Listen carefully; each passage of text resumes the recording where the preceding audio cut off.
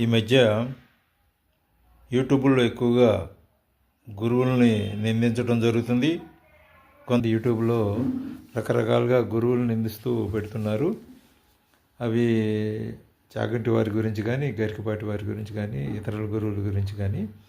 అది మంచి పద్ధతి కాదు. ఈ దుష్ప్రచారం చేసే వాళ్ళకి భగవంతుడు క్షమించడు.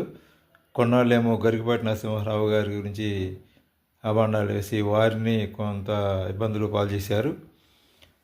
ఈ మధ్య కొంతమంది జ్ఞానులు, మహానుభావులు, పెద్దలు శంకరాచార్యులు వారిని నిందించడం, అలాగే కొంతమంది వేరే గురువులను నిందించడం చేస్తున్నారు.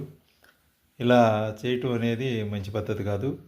ఎందుకంటే పద్మపురాణంలో శ్రీ మహావిష్ణువు స్వయంగా చెప్తాడు, శివుణ్ణి నిందించరాదు, శివుడు నాకు అత్యంత ప్రియమైన వాడు అని. చాలా సందర్భాల్లో ఆయన పురాణాలు చదివితే మనకు అన్నీ తెలుస్తాయి. ఏదో ఒక పురాణం చదివితే మనకేం తెలియదు. 18 పురాణాలు స్పష్టంగా చదువుకుంటే, మూలాలు చదువుకోవాలి. అది వ్యాస భగవానుడు రచించినటువంటి మూల గ్రంథాలు కనుక మనకు చదువుకుంటే తెలుస్తుంది. అలాగే శివుడు కూడా చాలా సందర్భాల్లో చెప్తాడు, నాకు విష్ణువు అత్యంత ప్రియమైన వాడు, అందుచేత నా భక్తులు ఎప్పుడు విష్ణువుని నిందించరాదు, అలాగే విష్ణు భక్తులు నన్ను నిందించరాదు. అలా నిందించిన వారికి మోక్షం రాశారు కదా, కోపంలోకి వెళ్ళి రౌరవాది నరకాలు అనుభవిస్తారని కూడా దేవీ భాగవతంలో కూడా స్పష్టంగా ఉంటుంది.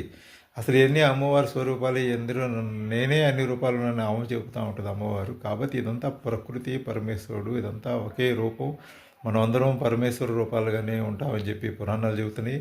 చేమని దోమని కూడా మనం చంపే అధికారం లేదు. కాకపోతే మనకి కాలమాన పరిస్థితుల్లో ఏ వాహనం మీద వెళ్తూనో లేకపోతే నడిచేటప్పుడు చనిపోతూ ఉంటాయి. అది అందుకని ఆ కర్మ నివారణ చేసుకోవడానికి మనం పంచ యజ్ఞాలు చేసుకుంటూ ఉండాలి.